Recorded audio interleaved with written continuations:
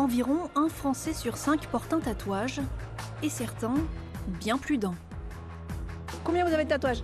Moi j'en ai 17 en tout. J'en ai que 2. J'en ai 4. Et la vingtaine, elle est passée, oui. 9, 10. Ouais, j'en ai 10 ou 11. Le tatouage serait-il devenu banal, voire même addictif? Moi je pense que quand on s'est fait tatouer une fois, ça nourrit le circuit de récompense très fort.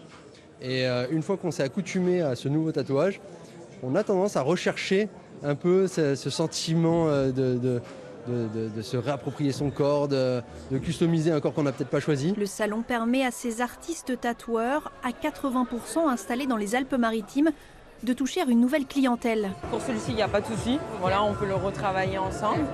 Et il y a une bonne heure d'attente. Sans rendez-vous, le tatouage se fait au coup de cœur.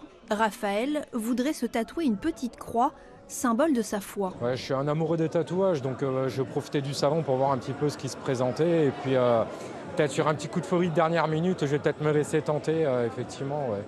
Tico, lui, participe à un des concours du salon. Il a 3 jours pour réaliser une grande pièce réaliste en noir et blanc. C'est se dépasser un peu, vous voyez, parce qu'en 3 jours comme ça, c'est intense.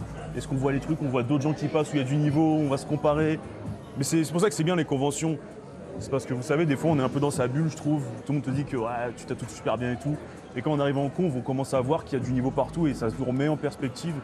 Les 150 tatoueurs du salon réaliseront près de 2000 tatouages ce week-end. En voici un de plus, éphémère celui-là.